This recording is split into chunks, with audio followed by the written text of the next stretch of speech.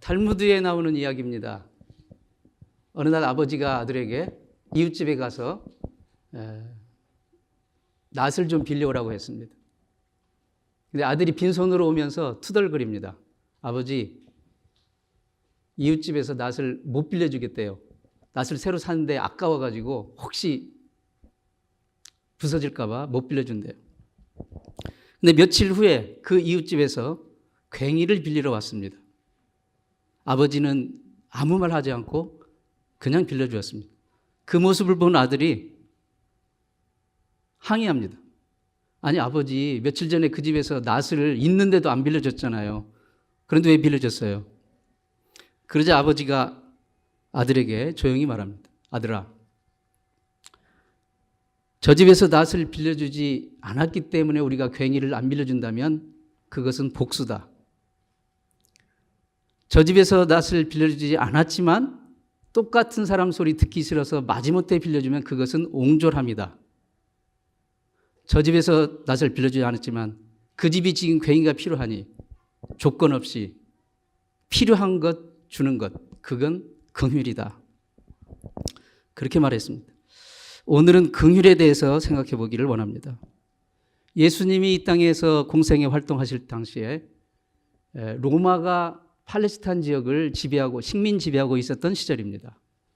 물론 팔레스타인뿐만 아니죠. 그때 당시에는 그 로마가 거의 지중해 그 연안을 다 지배했으니까요.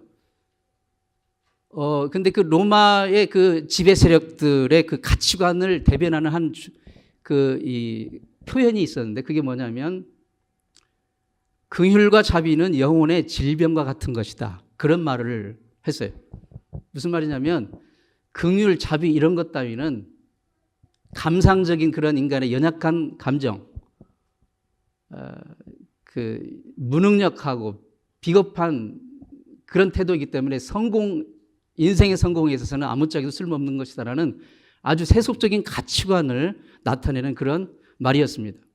바로 그런 성공과 출세의 힘이 지배하는 그 세상에서 예수님이 나타나셔서 이렇게 선포하십니다. 복이 있도다. 긍휼히 여기는 자예요. 국어사전에 보면 긍휼이라는 단어가 가엾이 여겨 돌봐주는 것. 헬라어의 엘레오스라는 그 단어가 그 긍휼을 표현하고 있는데요. 그 단어는 자기가 선택한 어리석고 잘못된 일로 인한 그 결과로 인하여 비참한 상태에 있는 사람을 오히려 불쌍히 여겨 돌봐주는 것. 그것을 이제 긍휼로 헬라어는 풀이하고 있습니다. 17세기에 영국의 유명한 청교도 설교가 토마스 왓슨이라는 분이 있었는데요. 이분이 유명한 그 말을 했습니다. 사랑과 은혜와 긍휼은 하나님 품속에서 나란히 살아가는 의 좋은 세 자매다.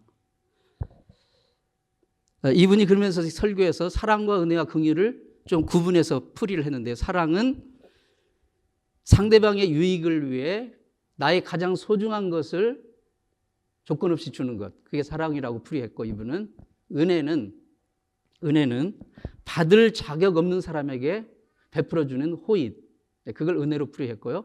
긍휼은 내가 어리석고 잘못된 선택으로 인해서 파생되는 그 결과로 비참한데, 그래서 내가 그 비참함을 받아야 되는데 내가 받아야 될 것을 주지 않고 오히려 다른 것을 주는 것, 그걸 긍휼로 풀이했습니다.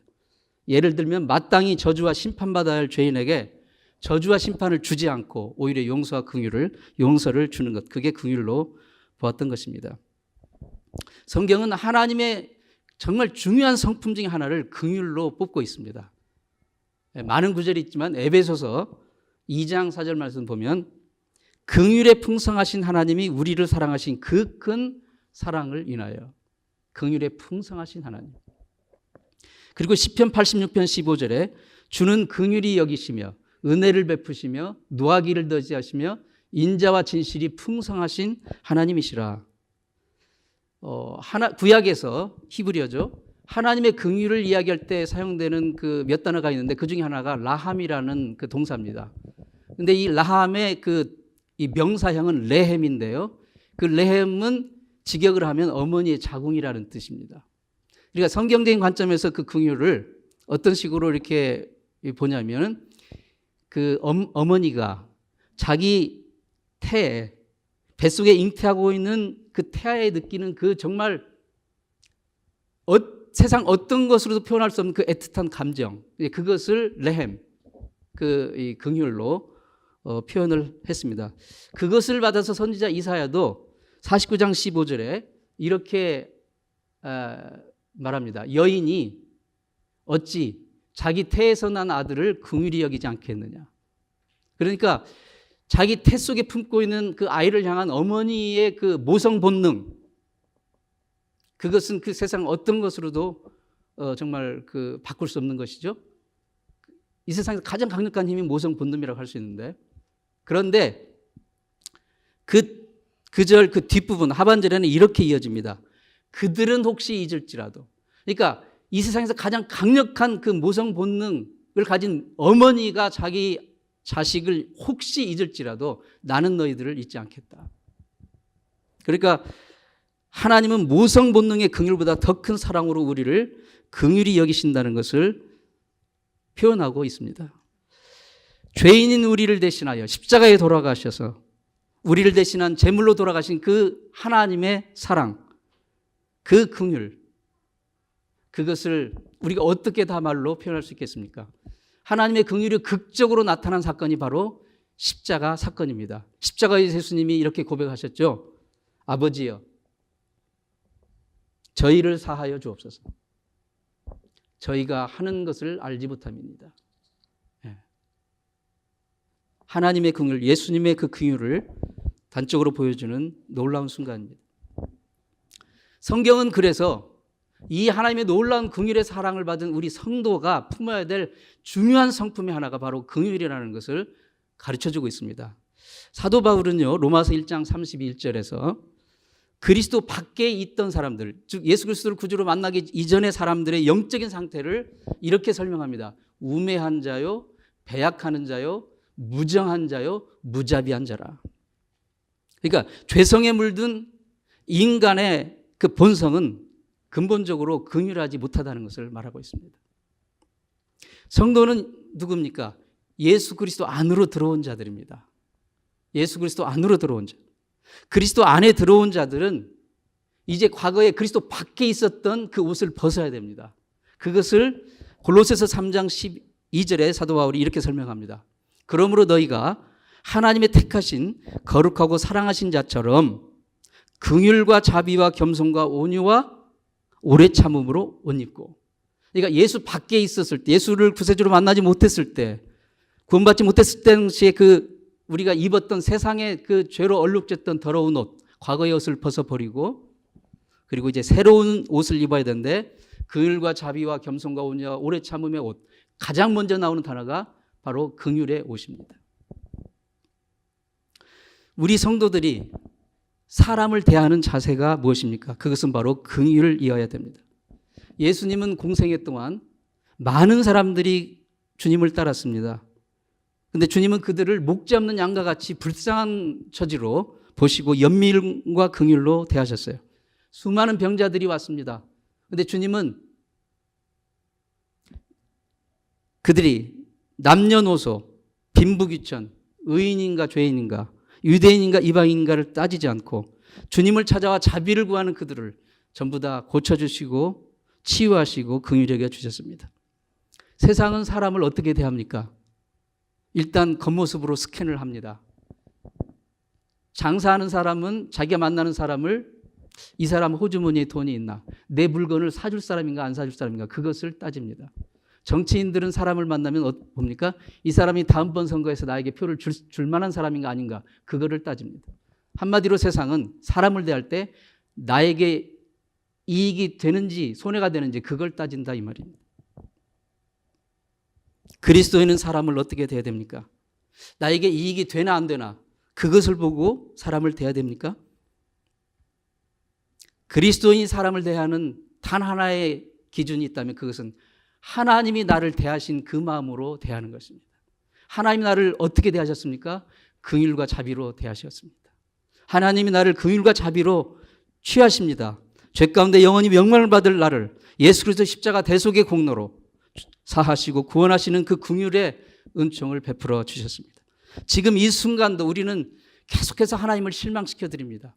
그러나 그분은 여전히 우리를 긍휼히 여기시고 구원하시고 인도하시고 보호하여 주십니다. 하나님이 나를 대하신 이 긍휼의 마음으로 우리가 다른 사람들을 대하는 것, 그게 바로 성도가 취해야 될 자세입니다. 긍휼은 아까 서두에도 잠깐 말씀을 드렸지만 내가 베풀 의무가 없는 사람에게 주는 것입니다. 내가 빚진 사람에게 갚는 것은 페이먼트입니다. 지불이에요. 그렇죠? 그 다음에 나에게 은혜를 베풀었던 사람에게 뭔가를 갚는 것은, 주는 것은, 그것은 보답이라고 할 수 있습니다. 나를 구원하신 그 하나님께 감사하며 예배하고 찬양하고 섬기고 헌신하는 것, 그것은 마땅한 우리 성도의 도리이고 응답입니다. 그건 긍휼이 아닙니다. 긍휼은 내가 그러할 의무가 없는 사람에게, 베풀 의무가 없는 사람에게 베푸는 것, 그게 긍휼입니다. 대표적인 예가 성경에 창세기에 요셉의 이야기가 있습니다. 요셉. 형들은 요셉을 시기 질투했습니다. 아버지가 정말 편애할 정도로 사랑했거든요. 그러니까 그를 없애버리려고 했어요. 그 형들이. 그러니까 정말 살아서는 나올 수 없는 구덩이에 던졌습니다. 스스로 누가 밖에서 건져주지 않으면 살 수 없는 그 구덩이에 던졌어요. 그런데 아무리 그 매정한 형들이라 할지라도 그래도 어쨌든 자기 동생인데 유다가 나서서 건져냈어요. 대신에 애굽으로 장사를 떠난 미디안 상인들에게 노예로 팔아버립니다. 뭐예요? 그냥 나가서 죽으라는 거죠. 그 어린 나이에 노예로 팔렸으니 앞날이 어떻게 됐습니까? 비참하지 않겠습니까? 그런데 수십 년이 흐른 후 극적으로 다시 만납니다. 바로 애굽에서. 입장이 완전히 뒤바뀌었습니다. 요셉은 애굽의 국무총리가 되었고 형들은 자기 동생을 알아보지 못한 채 굶주려 있는 그저 불쌍한 그냥 무리였을 뿐입니다. 그러나 요셉은 그들을 알아봤습니다. 알아보고 정말 조건 없는 용서를 베풉니다. 조건 없는 용서를 베풉니다. 오히려 그들을 굶주림에서 구해줍니다. 이게 바로 긍휼입니다. 신약 성경에도 무명의 사마리아 사람이 예수님의 비유에서 길 가다가 강도 만난 사람을 보게 됩니다. 피를 흘리며 거반 죽어가고 있는 사람. 누군가 구해주지 않으면 그냥 그대로 나면 죽습니다. 그런데 이 사마리아 사람은 이름도 나오지 않아요. 무명의 사마리아인. 유대인도 아니에요. 유대인들이 그토록 경멸하는 그 사마리아인이 이 사람을, 아마도 유대인이었을 겁니다. 죽어가는 이 사람을 자기가 그럴 의무가 없는데 자기 돈을 들여, 시간을 들여, 노력을 들여 이를 구하고 치료해주고 구원해줍니다. 바로 이것이 긍휼입니다. 세상에서 정말 귀한 것, 세상에서 정말 값으로 환산할 수 없는 것은 의무감에서 나오는 게 아니라 긍휼에서 나오는 것입니다. 바로 우리 성도가 살아가야 될 삶의 덕목입니다. 이 긍휼히 여기는 자에게 주어지는 천상의 복이 무엇입니까? 긍휼히 여기는 자는 복이 있나니 저희가 긍휼히 여김을 받을 것이며 하나님이 정하신 법칙 중에 하나가 심은 대로 거둔다는 거예요. 심은 대로 거두되 내가 심은 것보다 더 많이 거두게 됩니다. 내가 살면서 긍휼을 베풀면, 즉 긍휼을 뿌리면 언젠가는 반드시 내가 긍휼히 여김을 받을 날이 온다는 것입니다. 그 반대도 가능해요. 그 반대도. 내가 긍휼을 베풀 수 있는데 긍휼을 베풀지 않고 무자비를 베풀었어요. 그러면 내 인생에 정말 긍휼이 필요한 순간에, 내가 정말 간절히 긍휼이 필요한데 내가 뿌린 것 때문에 바로 무자비를 거두게 되는 것입니다. 러시아의 그 제정 러시아 시대, 그러니까 그 러시아 제정 러시아 때는 러시아 황제를 짜르라고 불렀죠. 마지막 황제인 니콜라이 2세. 그 사람은 자기 나라의 국군이 기울어진지도 모르고 아주 폭압과 아주 잔인한 그 군주였습니다. 특히 가장 하층인 그 농민층을 가장 학대하고 무시하고 핍박했습니다. 그 유명한 1917년 러시아 혁명, 볼셰비키 혁명이죠. 그것이 일어났을 때 성난 군중들은 황제부터 끌어내렸습니다.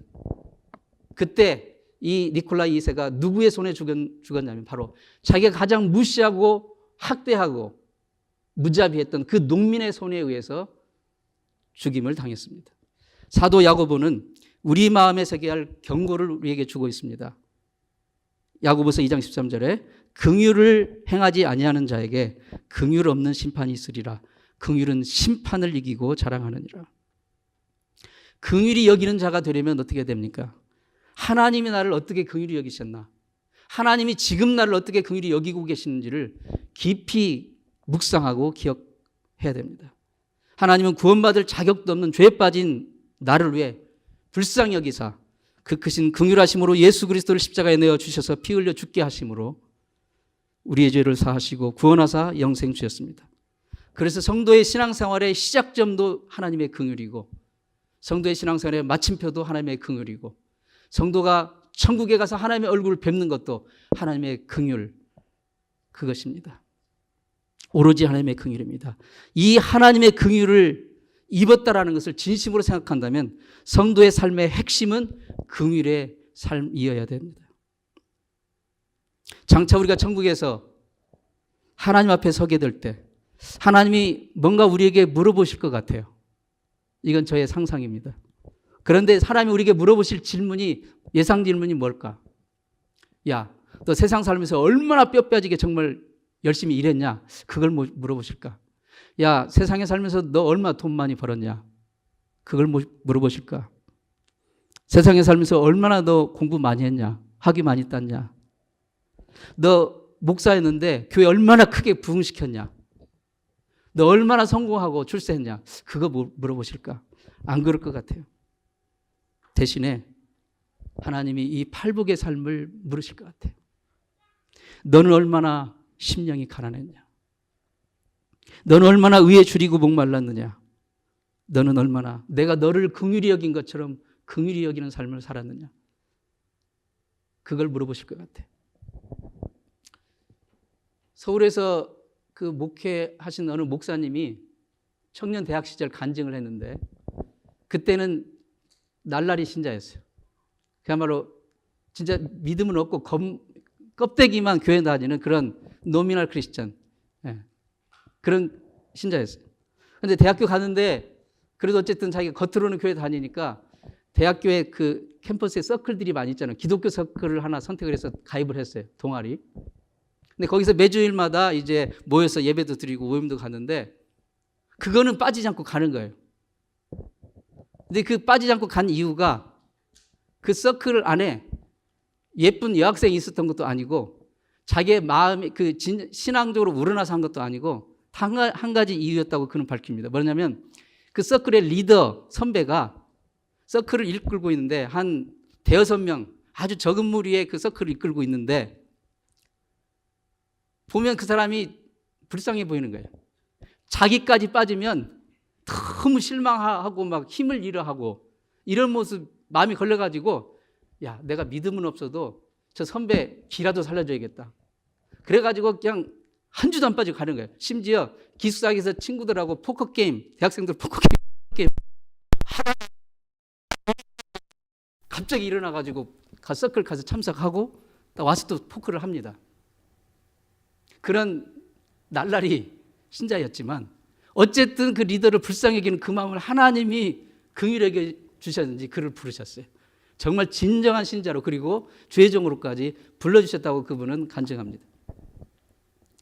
여러분 정말 인생 사시면서 긍휼을 베풀 때 여러분 베푸십시오. 그게 하나님의 마음입니다.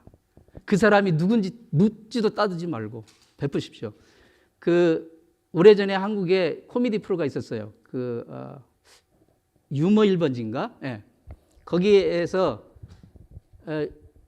나이 드신 분들 좀 알 겁니다. 유머 1번지라는 코미디 프로. 지금은 없죠. 거기에 그 유명한 최양락하고 김학래 그 콤비가 괜찮아요라는 코너를 했어요. 괜찮아요. 그 충청도 사투리 구수한 충청사리로 사투리로 이게 에피소드를 풀어가는데 어느 날 김학래가 이웃집에 사는 최양락 집에서 그릇 사기 그릇, 접시 이런 것들을 빌려왔어요. 그래서 쓰고 이제 돌려주는 날 이제 이게 들고 가서 이제 딱 돌려주려는데 어떻게 실수로 그 최양락 집 문 앞에서 덜컥 깨트려가지고 박살이 난 거예요. 문 앞에서. 그러니까 얼마나 빌려준 그릇 돌려줘야 되는데 깨져버렸으니 자기 실수로 정말 얼마나 난처하고 곤란하고 황송합니까? 몸드는 바를 모르고 있는데 김학래가 최양락이 이렇게 말합니다. 괜찮아요. 괜찮아요. 깨지니까 그러시지 튀면 공이게요? 그렇게 받았습니다. 여러분, 저는 그 에피소드에 제 인생의 좌우명이 걸렸어요. 너무 감동을 받았어요. 괜찮아요. 깨지니까 그러시지 튀면 공이게요. 네. 여러분, 하나님이 우리를 정말 긍휼히 여기시는데요. 막 하나님의 그 날카로운 날이선 그 잣대로 우리를 판단하신다면 우리는 한순간도 설 수가 없습니다. 깨지니까 그러시지. 튀면 공이게. 어느 집사님 아내가 백혈병에 걸렸어요. 이 남편 집사님은 아내를 위해서 정말 살려달라고 하나님께 간절히 기도했어요. 그런데 정말 하나님이 외면하셨어요. 그 아내가 먼저 세상을 떠났습니다. 하나님을 원망하면서 믿음을 버리려고 했어요. 버리려고 했어요. 그때 목사님이 신방 오셔서 권면을 합니다. 집사님, 뭐라고 드릴 말씀이 없습니다. 그러나 사람들은 흔히 기적이 있을 때 믿음이 생긴다고 하는데요. 그것은 예수 처음 믿을 때 이 얘기지. 정말 믿음은 오히려 기적이 사라질 때 시작됩니다. 기적이 보이지 않아도 기적이 사라졌어도 하나님을 붙드는 믿음이 진짜 믿음입니다. 집사님. 이 집사님은 그것을 믿음으로 받았어요. 그 목사님의 권명을. 그리고 마음을 다잡고 다시 하나님을 붙들었습니다. 그리고 먼저 천국 간 그 아내를 생각하면서 아내와 비슷한 병에 걸린 사람들을 찾아다니면서 기도해 주기 시작했어요. 자기가 할 수 없지만 손 붙잡고 기도해 주는 거예요. 하나님, 비록 제 아내는 주님이 먼저 데려가셨지만 이분은 정말 불쌍히 여겨주시고 치유해 주세요. 그렇게 기도하는 거예요. 그냥 누가 시키지 않았는데. 그러니까 그렇게 기도할 때 하나님의 놀라운 위로와 치유의 그 역사가 일어났다는 거예요. 그리고 기도하는 본인 자신부터가 먼저 하나님의 긍휼과 은혜와 평안이 임했다고 간증합니다. 사랑하는 성도 여러분, 우리 하나님의 백성들 크리스찬의 만남은 긍휼의 만남이어야 됩니다. 한국의 정채봉 시인이라는 시인 들어보셨나요? 만남이라는 시가 있는데 그 시를 이번에 실행위원회 가는데 목사님이 이렇게 읊어주시더라고요. 너무 감동을 받아서 여러분하고 나누고 싶습니다. 그 만남이라는 시 이렇게 돼요. 그 내용이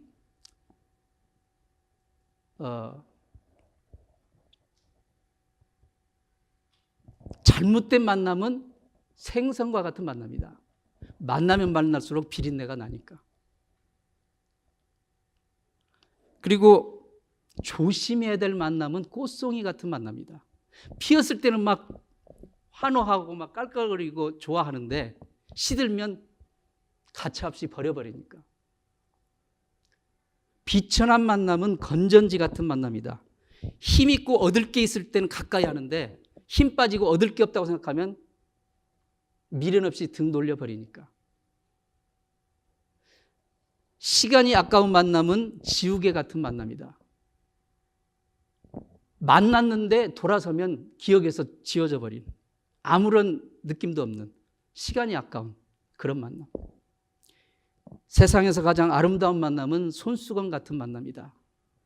힘들 때 땀 닦아주고 슬플 때 아플 때 눈물 닦아주는 그 만남.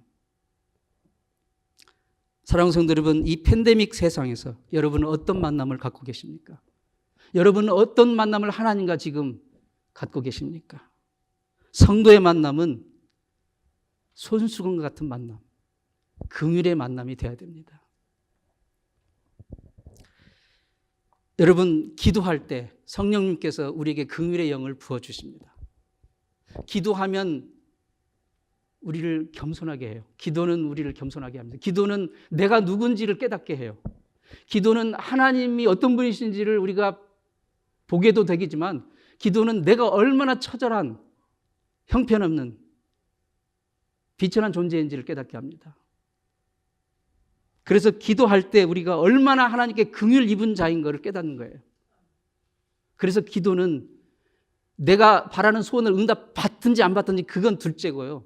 내가 얼마나 하나님께 긍휼을 입은 자인지를 깨닫게 해주는. 그래서 기도가 너무 위대합니다. 여러분, 용서하기 힘들고 사랑하기 힘든 대상이 있으십니까? 어려운 부탁이지만 기도하십시오. 기도할 때만이 긍휼히 여길 수 있는, 정말 긍휼에 풍성하신 그 성령 하나님의 은혜가 임해서 정말 긍휼의 영이 우리 마음 가운데 임할 수 있게 되기 때문입니다. 신앙생활하면서 진정한 축복이 무엇일까를 생각합니다. 축복 좋아하시죠? 축복. 진정한 복이 뭘까? 영국의 위대한 문호 셰익스피어는 그 베니스상이라는 그 작품에서 이렇게 말합니다. 긍휼은 고요히 내리는 빗방울처럼 긍휼을 베푸는 사람과 긍휼을 받는 사람을 다 함께 축복한다. 정말 그 똑똑한 사람이라 똑똑한 말은 다 해요. 거의 성경에 나오는 수준의 그 말을 합니다. 정말 축복이 뭘까요? 저는 축복을 이렇게 말하고 싶습니다. 막 내가 원하는 걸 많이 얻고 막 부자가 되고 이게 아니라, 축복은 내가 하나님께 긍휼을 입은 자라는 걸 깨닫는 겁니다. 내가 하나님께 긍휼을 입은 자. 한번 우리 주목적으로 고백하십시다. 나는 하나님께 긍휼을 입은 자다. 나는 하나님께 긍휼을 입은 자다. 여러분, 이거 잊지 마십시오. 하물며 자식이 정말 싸가지 있는 자식이라면 부모의 은혜를 잊지 않는 것이 당연하지만, 우리가 하나님이 나를 얼마나 긍휼히 여기신가, 내가 하나님께 얼마나 긍휼 입은 자라는 것을 깨닫는 것, 그게 진짜 복이라고 저는 생각합니다. 그렇다면 내가 복받은 삶의 증거가 뭡니까? 최선을 다해 오늘 내가 만나는 모든 사람을 긍휼히 여기는 겁니다. 긍휼히 여기는 것. 그러니까 긍휼히 여기는 자체가 이미 내가 복받은 자라는 사실을 증거하는 거예요. 그렇다면 최선의 긍휼이 무엇일까요? 우리가 어떤 사람을 긍휼히 여긴다 할 때 정말 그 사람을 긍휼히 여기는 최선의 길이 무엇일까요? 그 사람을 진정 긍휼히 여긴다면 그 사람을 예수 그리스도께 인도하는 것입니다.